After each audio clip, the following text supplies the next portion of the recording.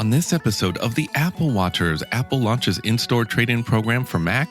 Apple Card 0% financing options now available for iPad, Mac, Apple TV, and more, but missing one important device.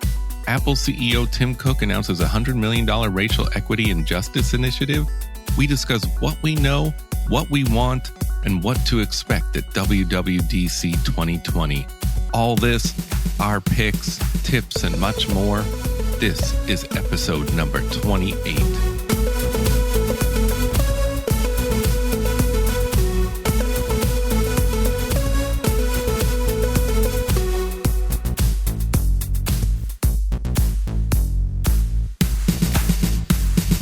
Welcome to the Apple Watchers, a podcast covering all things Apple Watch and many things Apple. This episode and every episode is brought to you by me, Kevin Hare, and my co-host, Jonathan Zarko, aka Jay-Z. All right, let's get started.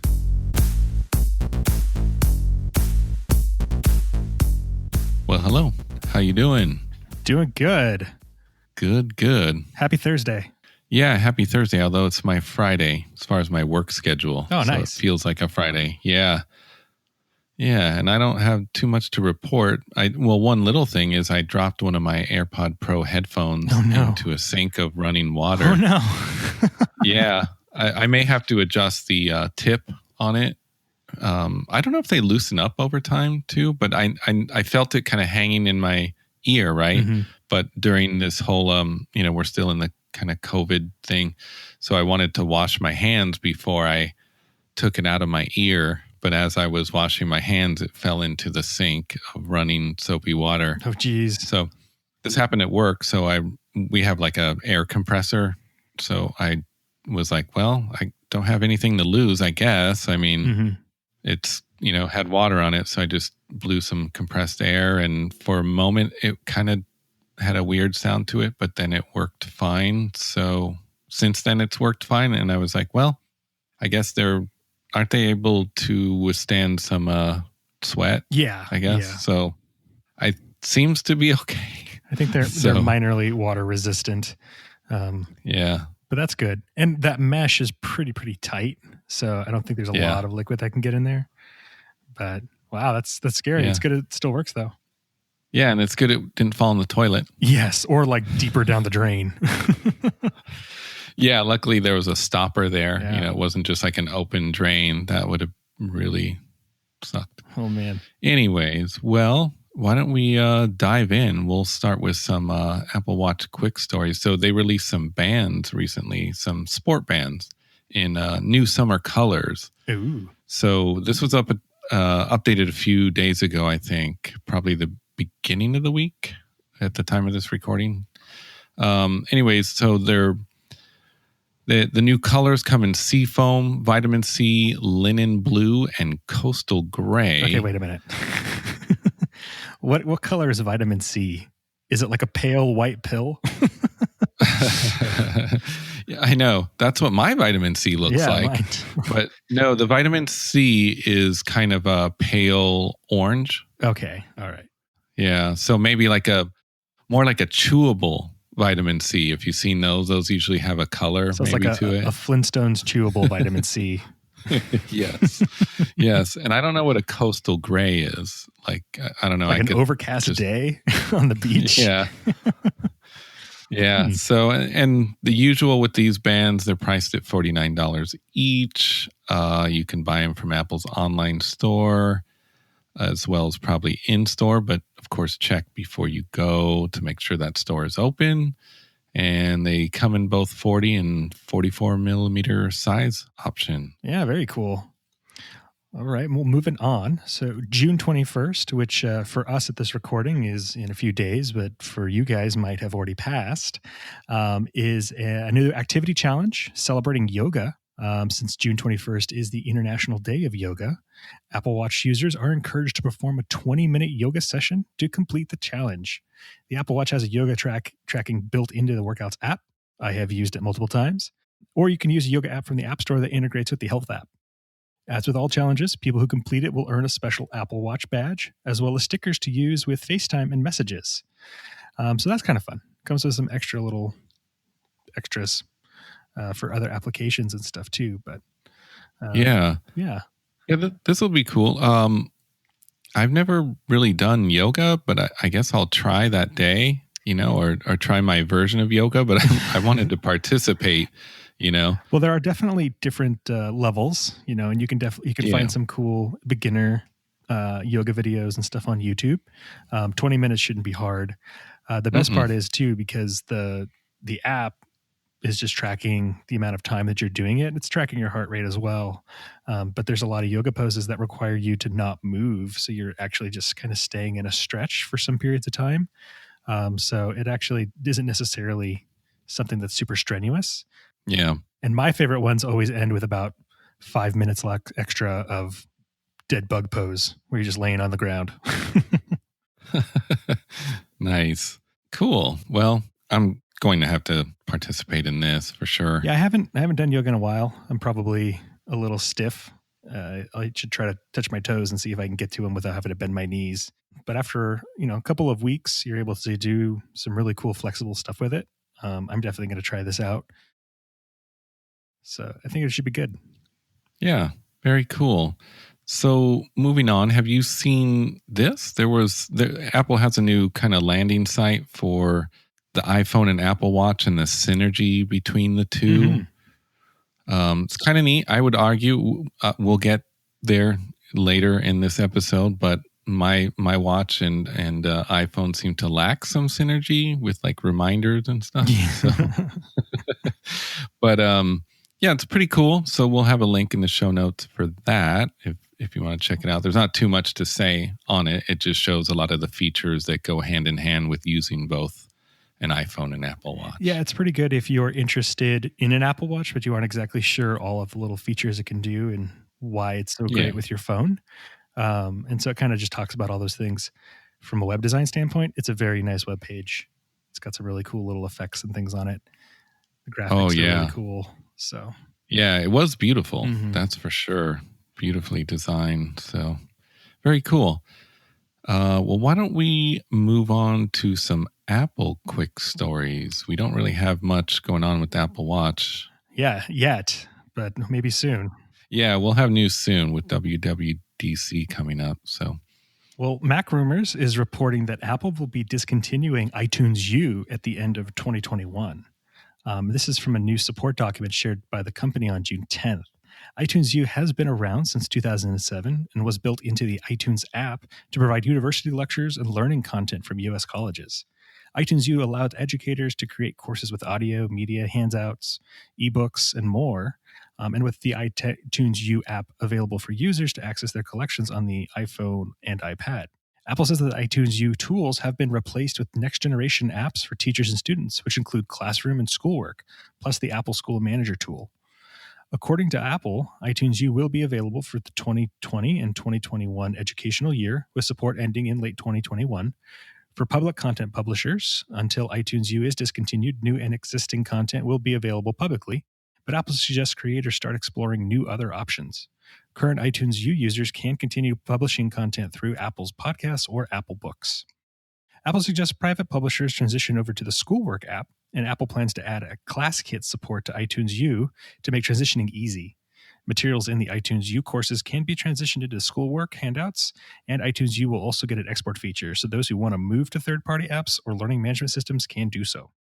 This is kind of a bummer, but I guess they're just trying to move on to kind of a different way of doing this, essentially, I'm wondering, so, I mean, they did the whole thing, the joke that they had, what was it, a year or two ago when they separated out all of the other capabilities of iTunes. Like before, when you plugged in your phone, you had to go into iTunes and there was all the other things that they've kind of separated out. And I think this is them just kind of essentially still cleaning house.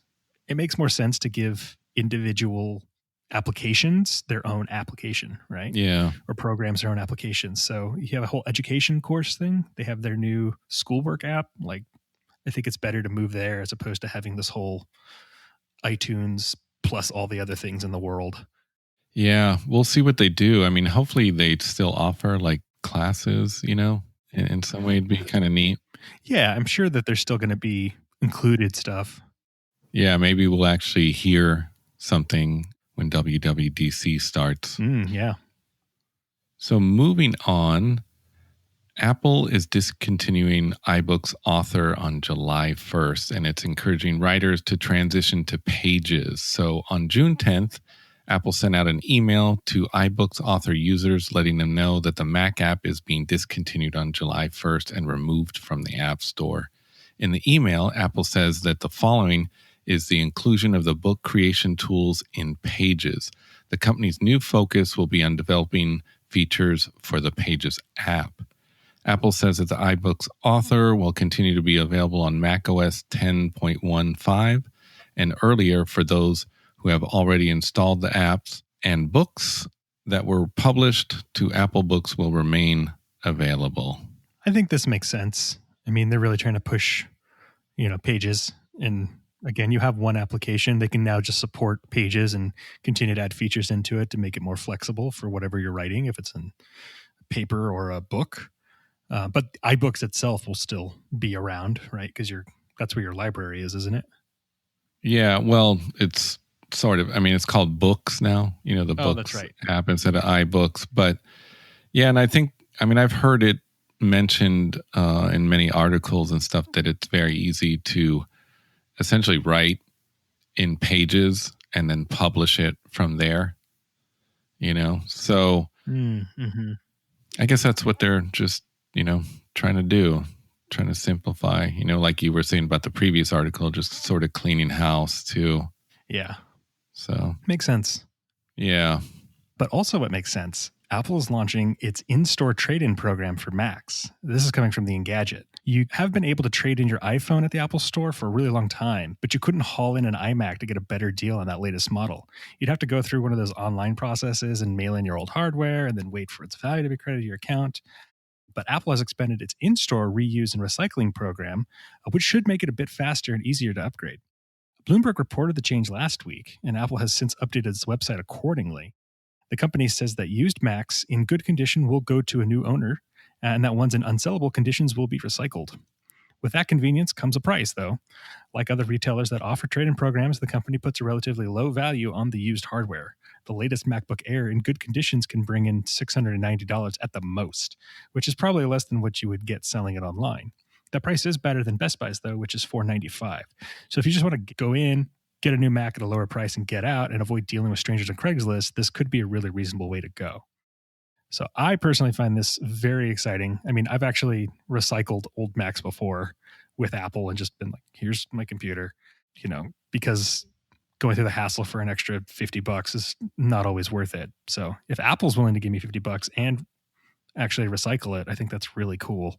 Yeah, this just makes it more convenient too than sending it in. And I've heard stories too where people send them in and they think that, man, this, my Mac looks like it's in perfect condition, but then there's like one little scratch and then they ding you heavily for it. At least you would be in person there to kind of be able to chat with someone, or at least know you're going to get dinged for it before you actually decide you want to go through with this whole process. So yeah, that's actually a really good point, because if you send it in and they ding it, then what are you going to do? Have them send it to you back? I highly doubt that happens. Yeah, it could, it could get damaged in shipping as well, theoretically. Mm-hmm. And really, I mean, computers, especially if you actually use them for a while, if you get a few years on them, they're not worth a lot at the end. So it's better to just be, responsible for it. And if you can get a new charger or a case or a mouse or something with it too, cool. It's just, that's kind of how I look at it. Like you're getting an extra little bump on it, or tax. Yeah. Counts the tax on it. I'm good with that. Yeah, this is cool. Pretty cool. Well, moving on. So I'm so bummed when I read this story. It bums me out. I wish it would have started earlier. I wanted it to start earlier so bad. So close. Yeah, Apple Card is now offering monthly payments with 0% financing on the Mac, iPad, and many other devices. Yay! Sorry for you, but yay! Yeah, little late for me. So on Monday, June 15th, Apple expanded its Apple Card interest-free monthly payment plan across much of the U.S. Online store allowing users to pay for Macs, iPads, and other Apple products over time. In addition to the interest-free payments, users also earn the standard 3% daily cash for purchases through Apple. Yay!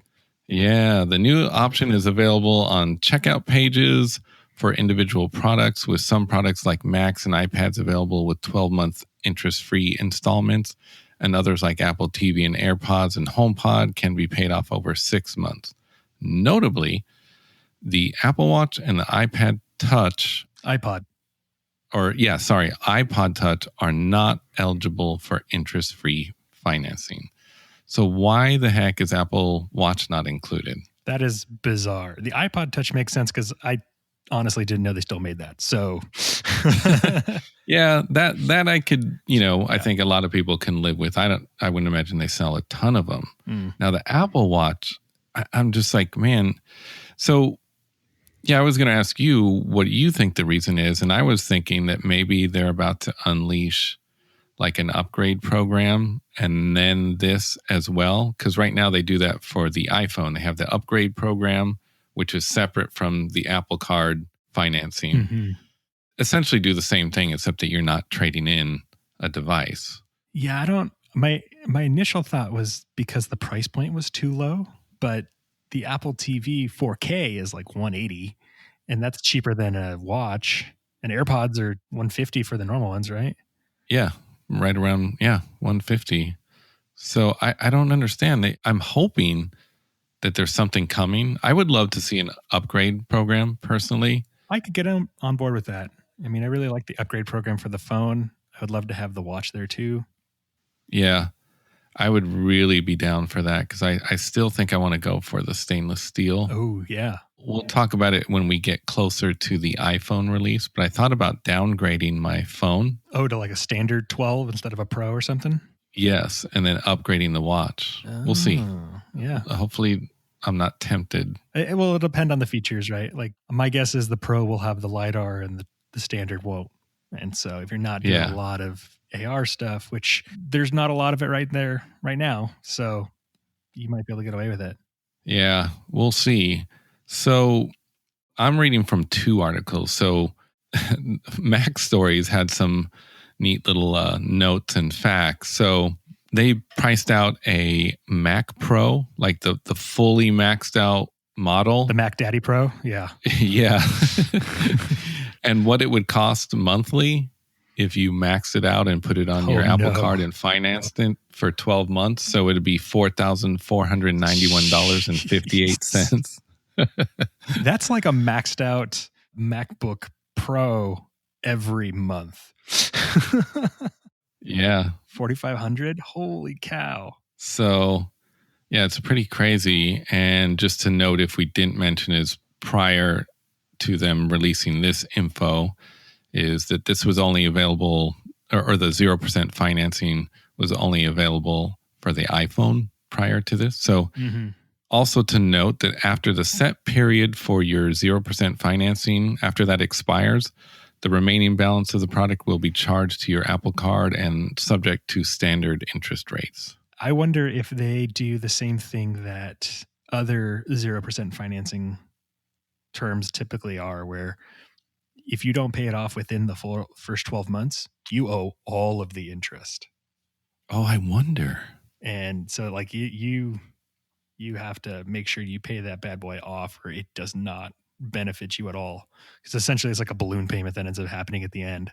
Man. If it's just on the remaining balance, that's not bad, because then you can just, chip away at it, and then you're only financing a smaller portion of it, which isn't so bad. But yeah, if all of a sudden you're like, oh no, here's 12 months of financing, boom, that could be harsh. Well, maybe in 12 months we'll be covering some stories about that. Yeah.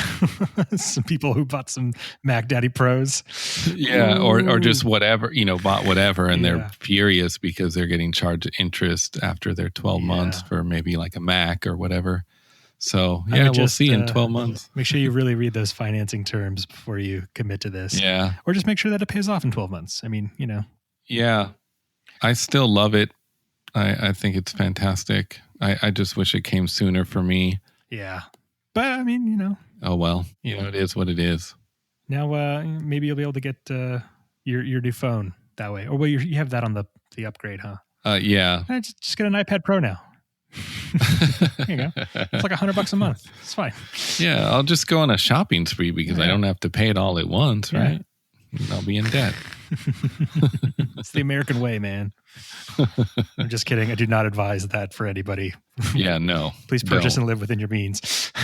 Definitely don't go crazy because you could, pay it over 12 months and, you're buying like 3 MacBook Pros and, some AirPods and another phone. I need 2 phones. Unless you want to send one to us, then by all means, your generosity is appreciated. Yeah, Christmas is coming in 6 months. It's true. Well, so you could buy it now and pay it off in 6 months. It's ready to go. It's like layaway, but you get to have the thing. That's right. All right, well, moving on. So the Apple 2020 back to school deal is free AirPods with the purchase of a Mac or an iPad. So it launched its back to school promotion in the US, and in a change from the previous years, where Apple has included a free pair of Beats headphones, this time around the deal is the massively popular AirPods. That is the standard AirPods, not the Pros. The back to school promotion on its education store on June 15th is when it was updated in the App Store in the US. Historically, Apple has often launched the deal in July, but in its surprise move has begun offering the promotion several weeks sooner, possibly in an effort to keep up with more students learning from home due to the pandemic. The 2020 back to school promo sees Apple including the free AirPods purchase. In the past, you had been given a credit for $199 to education customers who wanted to opt for the more expensive headphones like the Beats Studios instead of going for the free Beats option. And the same applies for this year, except it's a $159 credit that could be applied to the AirPods with the wireless charging case or the AirPods Pro. Go for the AirPods Pro, making them $40 or $90 upgrades respectively. Yeah, $90 for AirPods Pro just because you're a student, like that's good deal. Get on it. Also, pro tip, if you're in college and you're sharing a dorm, the noise cancellation will come in very handy. So I think it's highly worth that extra $90. And typically too, I think there's also discounts on products too sometimes. Some things you save like 5% just because you're in school as well, in addition to getting the free deal. Yeah. Don't quote me on that. So. But I think there's some things that are discounted. Yeah, I don't know. That's a good question because I know even like Apple Music was discounted. I think it was $5 a month for students instead of $10 a month. The free AirPods offer is in addition to the normal education discount. Yeah, for the Mac and iPad, which is available for college students, K through 12, higher ed teachers, and faculty. The deal isn't available for the Mac Pro or the Mac Mini. The eligible iPad models for the back to school deal include the iPad Pro and the iPad Air, which if you're doing anything like creative, drawing, arts related, highly recommend the iPad Pro as well, because that extra pencil, everything else on it, very good too as well. But the iPad Air also very nice. Yeah. Cool. That's a pretty sweet deal. Well, moving on. Now you found this story. Yeah, so it's exciting. Auto-adjusting Apple Glass may not need prescription lenses. I thought you'd like this. Yeah, as a guy who wears glasses, I'm like, oh no. I mean, part of it sounds amazing, and then part of it's like, man, am I going to want to be that Gen 1 guy again? But I would. Well, let me read this story first, and then we'll chat about it. So, a future version of the Apple Glass smart glasses peripheral could compensate for less than perfect vision with automatically adjusting lenses for users that need prescription glasses or contact lenses.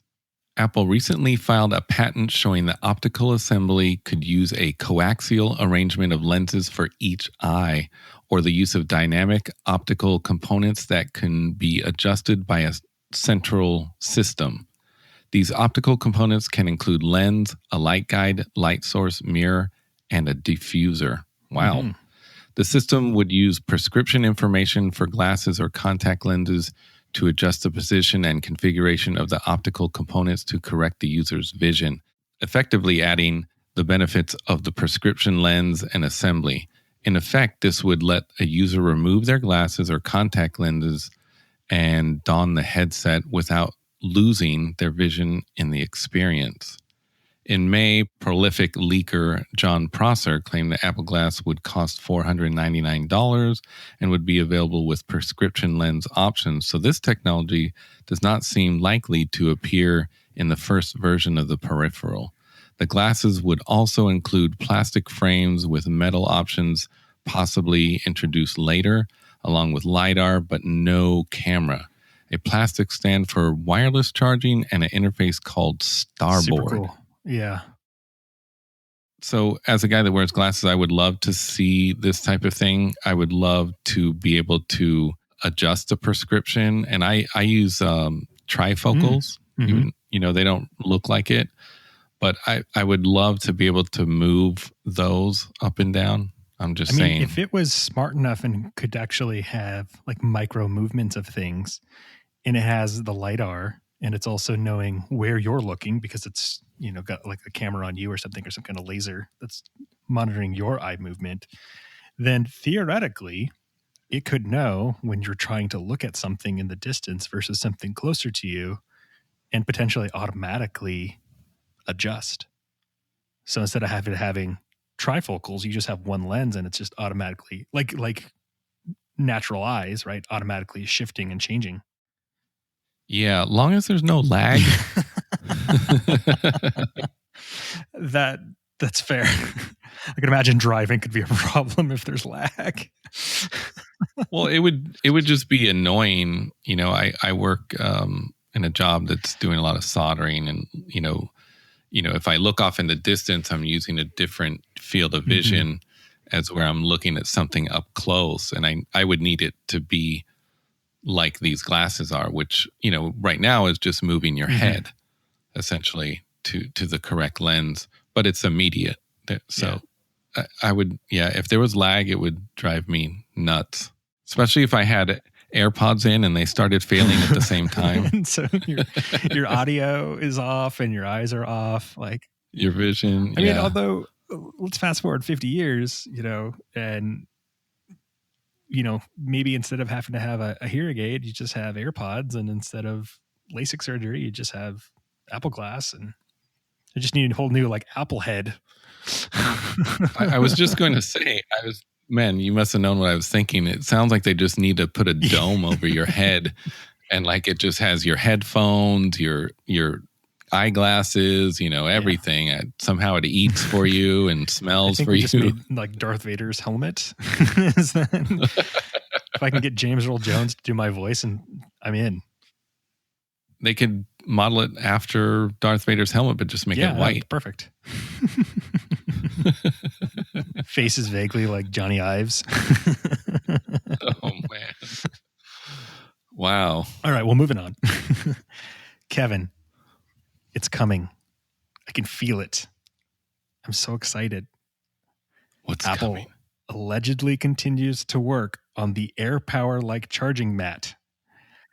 They just won't give up. Please don't give up. I want this thing so bad.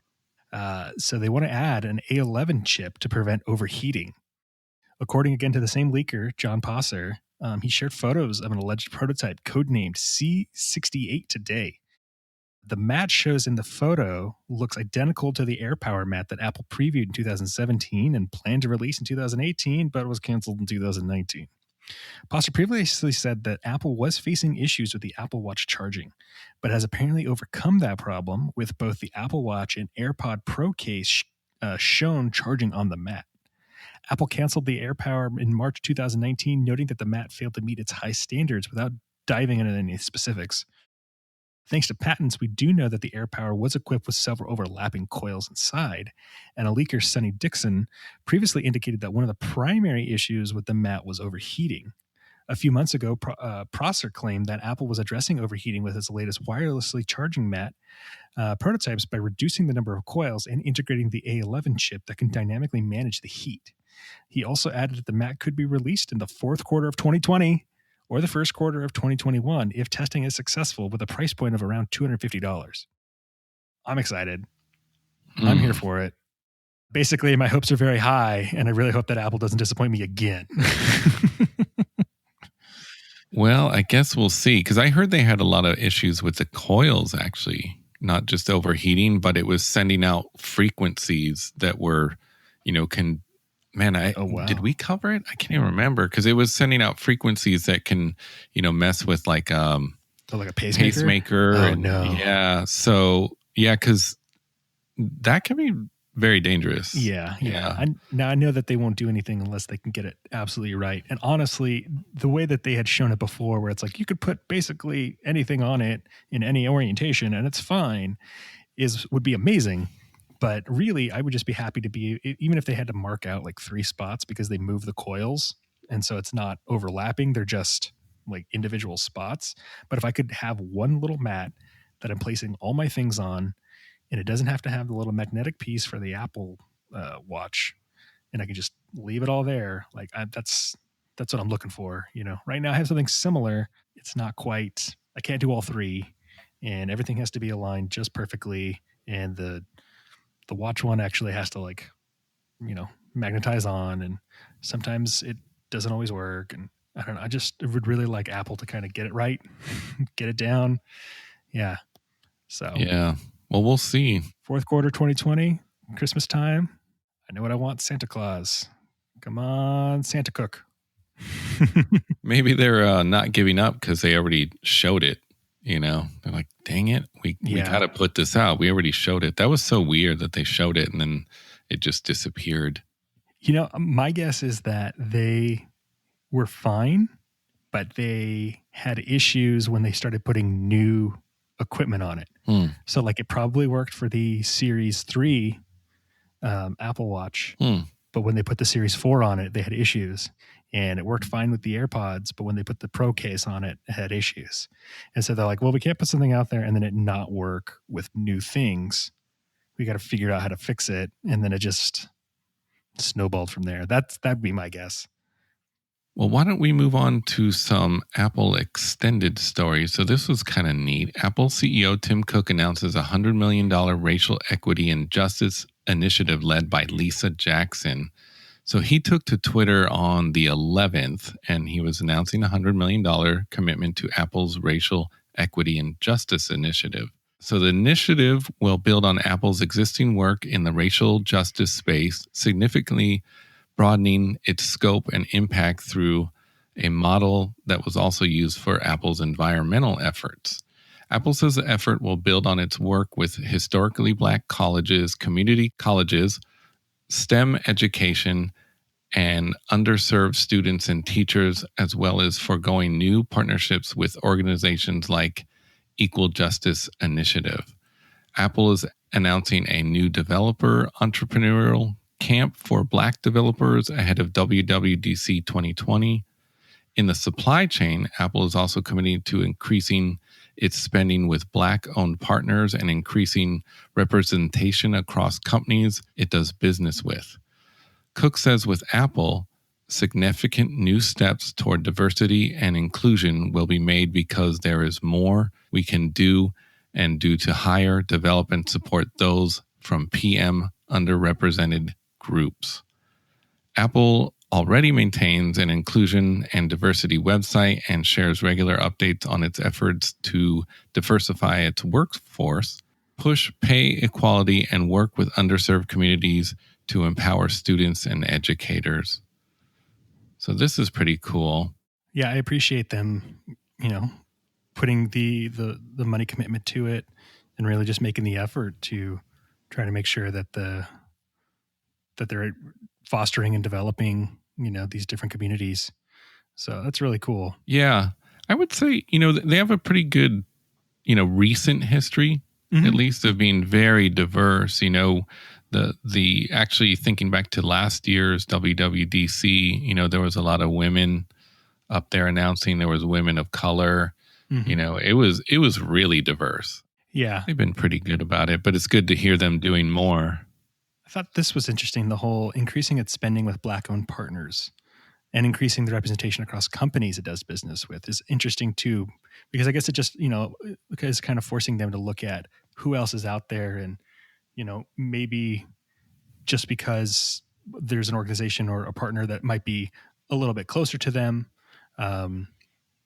give there's opportunity to share that wealth, so to speak, and try to start, giving opportunities to other communities and other companies around. So I think that's really cool, just to kind of spread that out there, Yeah, this is very cool. So moving on, we do have to cover a little bit of what's coming at WWDC. Oh, yeah. So again, at the time our listeners may be listening to this, it may have already started, but it does go through all of next week, starting on the 22nd. Mm-hmm. So why don't we go over a few things? So the Apple leaker Sonny Dixon tweets that Apple will unveil a new iMac at this month's Worldwide Developer Conference. He says it will have an iPad Pro design language with Pro Display-like bezels, a T2 chip, AMD Navi GPU, and no more Fusion Drive. The iPad Pro design language means the design will be similar to that of the Apple Pro Display XDR and thinner bezels. So this is really cool, and I think would look really great next to my new iPad Pro. And I'm really excited for this refresh. I feel like the iMac has been a little bit stale in its design. It's kind of looked the same for the last 8 years now. Yeah, that's true. So I'm really excited at that possibility. I'd like to see a thinner bezel, a sleeker kind of aesthetic on it. I wonder if it'll have its own $1,000 mount that you'll have to buy on top of it. I'm hoping not. Oh, hopefully it'll have wheels. Yeah, or some wheels. Yeah, that are, what were those, $250 each? I think. Yeah, something crazy. But actually, just personally, I'm in the market for a new computer. My MacBook Pro from 2007, yeah. First unibody MacBook Pro needs to be put out to pasture. And really, I don't need, with the iPad Pro, I really don't need a portable. And so I'm really interested in an iMac. So I'm interested to see, what kind of refresh in terms of technology it does. What kind of CPU is it going to have? All those options, things like that. But this might be it. Pretty excited.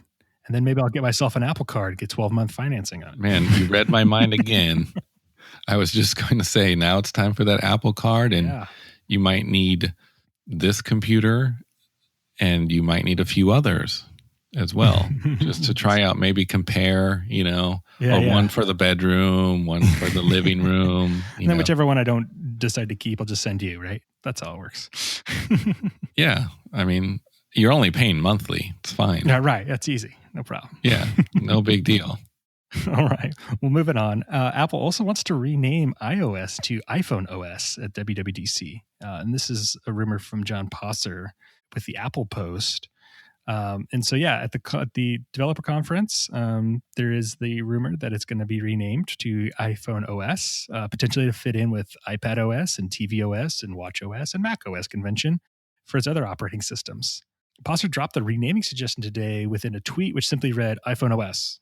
The leaker doesn't elaborate on the apparent renaming or detail any new features expected to be announced next week when Apple will take the stage to show its future operating systems. But when Apple released the original iPhone back in 2007, it ran an operating system called iPhone OS, with iOS being introduced in June 2010, shortly after Apple unveiled the very first iPad. So I think that's kind of cool. Yeah. So a couple things. He's been mentioned, this John Prosser guy has been mentioned several times in this episode. So I wonder if he's just throwing things at the wall and then some of them stick and some of them don't. I wonder how much he really knows. I think he's gotten things before. Yeah, I think he has. The notch on the iPhone 10. Yeah. I don't remember what else. Yeah. This, we said today, but it was... this article dropped on the 18th is when he posted this. So, okay, this makes sense too, the naming, iPhone OS. Mm-hmm. I was thinking about it today after I read this. The iOS on the phone is becoming completely separate from iPad OS. Yep. And the rumors of things coming to iOS may not transfer to both, when you think about it. And then, like we discussed on the previous episode, is why does an iPad have a calculator and all that? Well, this would kind of okay, well, they're separate OSs, so that's why this one doesn't have a calculator and this one does. Maybe it would kind of make sense. in a way. But I think they should differentiate this, and make it iPhone OS. I wonder, though, is this them taking a baby step towards renaming the iPhone? Because there are other conventions. Calling it phone. Yeah, just calling it Phone OS and renaming it to the Apple phone. Huh. And because they have, it's Apple TV, Apple Watch. They have the Macs, but that's a series of different computers, so it makes sense. And that is part of their legacy, the whole Macintosh. But I don't know. I mean, Apple Pad doesn't have the same ring to it as iPad, so I don't know if they would do that. But I could see them in the future. I mean, at a certain point, it's going to be, iPhone 25. And at what point do you just cut bait and rename it, call it something else? Yeah. They could call it, they can call the iPad the tablet, I guess. I don't know. Oh, yeah. They could go Apple Tablet. Can you believe I just thought of that? That's amazing. The iTablet. Yeah, we'll see. It's interesting. Actually, I would like them to go with the Apple Slate because I thought iSlate was a really cool name back in the day. Yeah, we'll see. So moving on, this is going to be a big event starting on the 22nd. So, I mean, it appears to be like their biggest ever worldwide developers conference, which is crazy because it's probably not much of it's going to be live. Mm-hmm. So WWDC is to include a keynote address, platforms, State of the Union, 100 plus engineering sessions, all new developer forums, one-on-one labs with more than 1,000 Apple engineers and more. So it starts on the 22nd, as we mentioned, at 10 a.m. That's the main keynote. Pacific time. Yeah, sorry, Pacific time. And now it's WWDC is in its 31st year. And again, this is supposed to be the biggest one to date. What else here? Why don't we cover just a few highlights of the schedule? Because it does, they've never released the whole schedule as far as I know, or possibly through the developer app, sort of. But this is available to the public. I think it's because it's going to be virtual. This is the first time that the whole thing is virtual. It's very unprecedented because of the virus and everything. Yeah. But ironically, in a society right now where we are all very isolated and separated, that's actually causing them to create the biggest event because now everybody can participate from the comfort of their own home. Yeah, this is cool. And, we were talking about it a little bit pre-show, but I'm excited. There's things that'll be different because there probably won't be a live keynote. I would assume it's pre-recorded. Mm-hmm. We won't know. I really hope so. Honestly, I think this is their opportunity to make a really, really cool, very tight, hour-and-a-half long keynote update and just show off everything.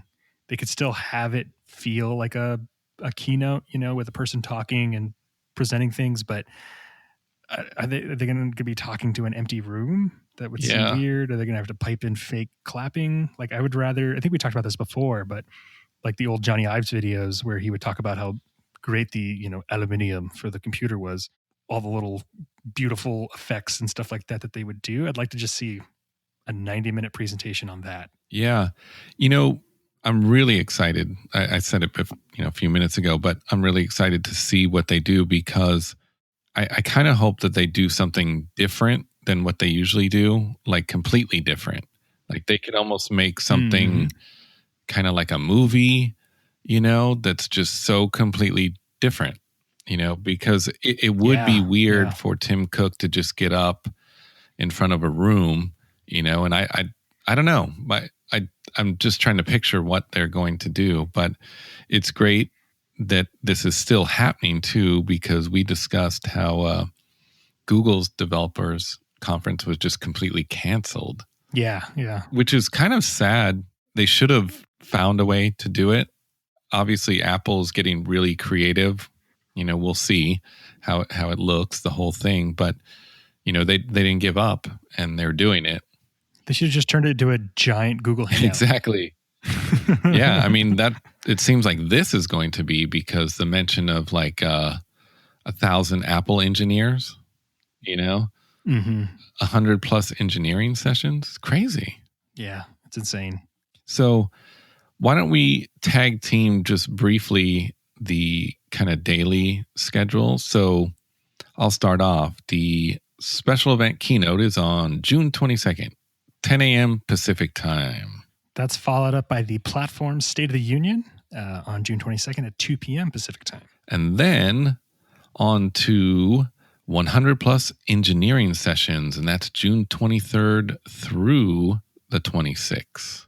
If you can't wait for the actual WWDC conference to start, the all-new Apple Developer Forums has been redesigned starting today, June 18th. And then the one-on-one developer labs by appointment. So you'd probably need the developer app to do that, but that's June 23rd through the 26th. So that's super cool. Yeah, developers are encouraged to download that Apple Developer app, where additional WWDC 20 information will be shared ahead of the June 22nd date. Information will also be made available on the Apple Developer website and by email. Yeah, the next episode will have info on everything covered at WWDC. Sure to be exciting. This is the first time that I'll actually be able to actually sit and watch it live, because usually I was working. I would kind of watch it at work, but, get interrupted or whatever, and then come home and sit and watch it and have a drink. So I was asking my fiance, I wonder, it happens at 10 a.m. our time. I don't think I should have a drink, though. Just start like a tequila sunrise or a Bloody Mary. Yeah, there you go. There are socially acceptable morning drinks. Before we leave the subject of WWDC 2020, is there anything that you would like to see? Anything, any kind of rumors you've heard, anything? For me, mine's really simple, because I actually like our current version of iOS. There's nothing that's super critical to me. As far as changes, hopefully they'll surprise me with things that'll be like, oh, wow, I didn't think about that. But I would like reminders to work correctly. Same. Come on. You guys can do it. I don't know why. The sharing, right? The syncing and sharing between multiple people. And I actually don't share with anyone, but I share between devices. And I don't know if that's the issue. And I've tried to, I'm pretty well versed in trying to correct these kind of issues. And obviously, it's all cloud-based. So I've deleted all my reminders, took it off every device, then started it on the iPhone, or restarted it on the iPhone, right? And hoping that would work. And that helped with some issues. Let's say 3 reminders on your lock screen, but you want to just swipe one of them away. Doesn't happen. They all get swiped away. No, you get rid of all of them. Yeah. Drives me nuts. And then also, the reminders aren't syncing between my iPhone and watch, so there's no synergy there at all. That used to work, and it's supposed to work. If you hit dismiss on your watch, it's supposed to disappear from your lock screen on your phone. Right. So that doesn't work either. And I know it doesn't seem like a big deal to some people, but I will say that my mom uses it. She's in her late 70s, and she uses it for kind of critical reminders, to take certain, medications and whatnot. And to have it fail, it is kind of a drag. So I guess long story short is I hope they don't go really crazy with, 100,000 new features, but just still try to keep it reliable. Yeah. The bug fixes, what is it? Every other one seems to be better than the previous, right? I'm trying to remember. I think 13 was a little bit buggier. So maybe 14 will see more just enhancements that are bug fixes and like optimizations as opposed to a major overhaul. Because I actually haven't heard about a lot of new features apparently coming to iOS. So fingers crossed. That's good, because 11 was the really bad one. And then 12 is when they said they were going to work on stability. And it's been pretty good, but I mean, just feels like the odds are a little odd, Yeah, and I was kind of just being, funny, but I would like reminders to work, because the other reason is when you use third-party reminders, one feature that never works is like if you open your say you get a reminder from a third-party app on your lock screen. Once you open the lock screen, that reminder won't reappear, but Apple's reminders will. Yeah. So it's like a no-win situation. But anyways, I just know that like my wife and I will have shared items in the reminders and lists, and we'll have them sync, and she'll update a thing, and it just won't update on mine. We eventually, I don't know what happened, and finally one of them finally synced. So now we're able to have one thing that we can share back and forth. Come on, Apple, you can do it. Yeah, I know. Doesn't seem like a big deal, but so what do you want to see? I would still like to see widgets on the iPhone. Oh yeah, I would too. It's similar Android thing. I do understand like I can swipe over to the side and I have my whole like little dashboard thing, and that's kind of like it, but there's certain ones I'd like to be able to have like a larger area of my screen kind of committed to a particular app and get a little bit more information on it. I would also really like an easier way to reorder my icons, my app icons, because it's such a pain in the ass right now to like hold on all of them and like shift it over and try to move it in the right spot. And I don't know, I'd like to be able to plug it into the computer and just drag them around, or, some other kind of interface done to the maybe iPhone OS that allows me to kind of sort them all together in a list and then choose like I want these icons on screen 1, these icons on screen 2, and then the rest of them can be wherever they want. So I don't know. It's a silly thing, but I've kind of given up. So long as my first screen has the apps I want, the rest of it I just end up kind of searching for now more than anything if I need a particular app. Yeah. Yeah, it is. It's very tough to move them around still, no matter what they do. Yeah, I just noticed myself, the fact that I'm continually like swiping over to start searching for an app as opposed to swiping over to finding like where the app is actually is, I think, an indication of a user experience flaw, because I don't have a lot of apps on there. I got a fair amount, but I end up doing kind of the slow like pull down, and it shows like your recently used apps. I use that a lot because I use a lot of the apps over and over, or I search there in the search field. Yeah. I don't even swipe over anymore, like 3-4 screens over. I'm just like, yeah, no, I don't. I'd also like to see like an AR creation software. So similar to how they have like Pages or something that's similar to maybe like a blend between Photoshop and, I don't know, Keynote or something, that where you can kind of compile pieces together and start building your own little AR things. I think would be really cool. I would like a new Apple TV, maybe a 5K or a larger resolution or something like that. Oh yeah, and a better remote. Yeah, with a better remote and a new form factor or something. I'm really hoping for the power mat. Maybe they'll announce it. Oh yeah, if they feel confident. Maybe not. And then AirTags. Whatever happened to those? Like, we know about them, but they've never announced them. So I'd like to see those. They were getting too hot too, just like the power mat. Yeah. So all I know is that like when they do come out with Apple glasses or Apple Glass, I'm going to need some kind of an AirTag or some kind of way to find them, because I am losing my glasses constantly. Oh, really? Oh, well, you can just stick that big quarter size AirTag just on the side of your glasses. Yeah, it'd be perfect, Be awesome. I'll make my own Apple Glass. Yeah, and the glasses better not get too hot either. No, on your face. Why is your face all red? Yeah, you have burns on your right up on your nose, the crown of your nose. It's good for the winter. Yeah, they keep you warm.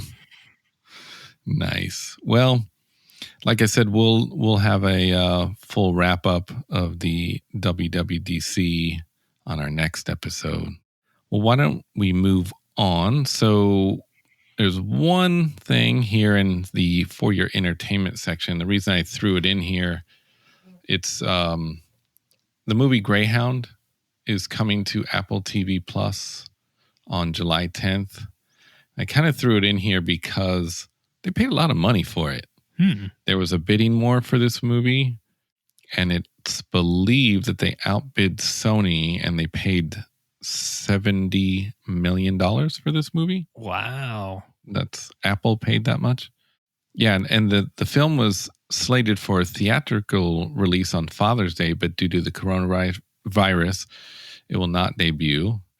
And regarding what the movie is about, Tom Hanks plays Captain George Krause, a naval officer who leads an international armada of ships on a mission to deliver troops and supplies to Allied forces during the Battle of the Atlantic. Alongside Hanks, the film will also star Stephen Graham, Rob Morgan, and Elizabeth Shue. There's already a trailer for it, by the way, on Apple TV Plus. We watched it. I have not much to say about it. I don't know. I was like 70 million. I don't know. It looked like a lot of CGI to me. The ocean and the boats, and I don't know. Okay. Yeah. We both had a blank look on our face, and then I told my fiance that Apple paid 70 million for that. Yeah, but Tom Hanks is pretty good. Yeah. Oh yeah. Yeah, he's great. Yeah, and I didn't mention that's a World War II film. It feels in line with the kind of content that they've been producing and kind of pushing onto their platform as well. A historical thing with a large star on it. So I imagine we'll see more things like this. Yeah. 70 million seems high, but at the same time, it's essentially they're buying a movie ticket for all of their customers. So this does show that Apple's really putting a lot of money into Apple TV Plus. I mean, just between us, and all of our listeners, I haven't really watched since it debuted. So this would actually get me to go.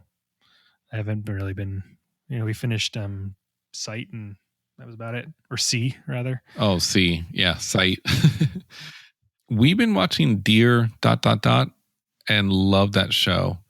And me and my fiance, we were discussing it last night that, we have a friend that is always recommending TV shows, and they're always gory, violent, drama, and in the time we live in, for us, at least, it's a time for us to get away from that. Mm-hmm. Like, it's hard to watch TV that's really just crazy all the time. Yeah. So, the show Dear ...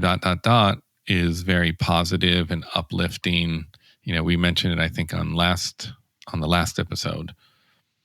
Mm-hmm. It's really good. We love it, actually. And we're going to be bummed that there's only, I think, 10 episodes, but we've been watching that constantly. We'll have to give that one a try. It's all personal preference. Like I said, we're having a hard time watching a lot of violence and high drama. It just, for us. There's a lot of drama going on in the world right now, so makes sense. Yeah, it's tough for us. Some people, they're cool with it, but yeah, it was kind of tough for us. So we're kind of looking to get away from that. So I'm glad that Apple kind of does a lot of family-friendly TV, essentially. Anyways, we'll have a link for that in the show notes if you want to check that out. And the trailer is already up on Apple TV Plus for that Greyhound movie. But moving on, why don't we go over our picks or tips and then wrap it up? And I think I'll go first again. Alrighty. So mine is a pick, and it's Photoshop Camera. And this app just debuted on June 11th. Oh, cool. Yeah, it's pretty neat. So it's only available on iPhone. It's free. In the App Store, it says free with in-app purchases, but I couldn't find any purchases available. So I don't know if they have plans or something coming, because there's a lot of free filters in there. I also have an article about this, so I'm going to read from that. It's from 9 to 5 Mac, because this actually popped up all over the place. Like, pretty much every source on the web was covering it, as far as, or tech source. It's a new free app aims to bring the power of Photoshop to your smartphone's camera with AI smarts and a ton of filters to create some really unique shots with a focus on social media sharing. Adobe is pitching its new iPhone app as the camera of your dreams. Ooh. Yeah, and this is from part of the description in the App Store. It says, imagine if the magic of Photoshop was inside your camera. Without Photoshop camera, it really is. Or sorry. Did I say without? Yeah. With Photoshop camera, it really is. It's a new intelligent camera app that understands the best lenses and filters for your photos before you even take the shot. So, in the article also says Photoshop camera includes over 80 custom filters that can be applied before or after you shoot the image. Includes a real-time Photoshop effects filter collection from influencers and celebrities and more. So some of the celebrities, there's some Billie Eilish filters in there. Oh, that's fun. It does seem like it is focused on kind of social media type thing. And I will say, when you open the app, it's the front-facing camera. So it's set to selfie. Okay. It's set to selfie, which I would very much like a way in settings to change that. Thank you very much. Mm-hmm. I'm an older guy, so selfies aren't really. I know what I look like. Well, and people don't want to see what you'll see when you get there. When you're older, people don't want to see what you look like once you're at a certain age. So, not a lot of selfies going on. You'll be there one day. That's fair. No, I got you. So constantly seeing my face when I open that app, I'm like, whoa, what is that? Anyways, there's some quick share buttons in there for Facebook, Instagram, and messages. Let's see. Adobe highlights that you don't need any Photoshop experience to have fun and create great images with Photoshop Camera. It's, of course, also a great way to introduce a new group of users to Adobe's Creative Cloud suite that could turn into future subscribers. So there's that. Mm-hmm, mm-hmm. And part of the description from the App Store, again, it says, show off unique style with tons of Insta-worthy lenses and filters inspired by your favorite artists and influencers. And with no Photoshop skills needed, it's easy to share your world your way. Yeah. The description's not the best, but look, middle schoolers are going to love it. Yeah. It's pretty cool. I haven't got into the filters a lot because it's sort of not my thing too much, but it does do like a magic wand type thing and kind of make an image look good. It does a pretty good job. You may have seen some of my posts from up hiking. Oh, yeah. I saw those photos. They were great. You were using this? I was. Oh, okay. To me, some of it maybe looks a little blown out, or maybe, our skin looked kind of slightly a weird color, maybe, sort of. But all I can say, you can't beat free. I couldn't find any in-app purchases, like I said before. So it's pretty neat, though. Thought I'd throw that in there because it's brand new, or, pretty darn new, only about a week old or so. So, yeah, check it out. We'll have a link in the show notes, and I'll try to remember to put a link to this article as well if you want to read about it. So, moving on, do you have a pick or tip? So I have a tip, and this was a cool little feature that I just didn't know that the native camera app did, but you can actually record videos without switching out of the photo mode on the iPhone 11 and the 11 Pro. So essentially, when you have the application open on your phone, and so you're going to take a picture or whatever, if you just hold the shutter button, it automatically starts recording a video. And then when it does that, it actually makes a little lock on the side, and you can drag, if you continue holding onto the shutter button, you can drag that over to the lock, and it'll just keep recording, and you can take your finger off of it. Or you can just keep your finger on the record and just record whatever is going on. So I thought this was actually really cool, especially with just things that are going on in the world. Right now there's a way for people to kind of take control and help document everything that's going on around them. And so if you happen to be taking pictures, but you're like, I need to get this on video, you could lose precious seconds or microseconds in that swipe over trying to get to the video app and then having the whole thing initialize. You don't need to. You just hold on to that big red button and it'll be recording video instantly. So give it a try on your phone. I thought it was a cool little quick tip. It's definitely a thing I'll be using all the time now instead of swiping over.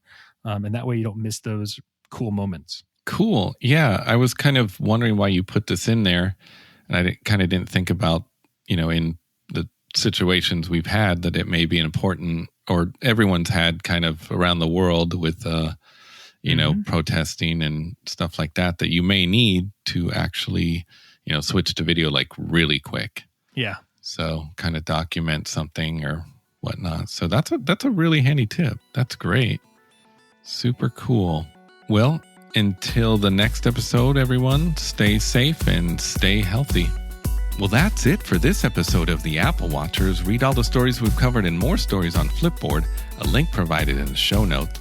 Follow us on Facebook at the Apple Watchers Podcast, on Instagram at the Apple Watchers, and on Twitter at Watchers Tweet. We're available on Apple Podcasts, Google Podcasts, Spotify, Stitcher, TuneIn Radio, Overcast, or wherever you get your podcasts. You can even ask your smart speaker to play the Apple Watchers Podcast. Please subscribe and rate us wherever you listen. And thank you again for listening. Until the next episode, I hope the only complications in your life are the ones on the face of your Apple Watch.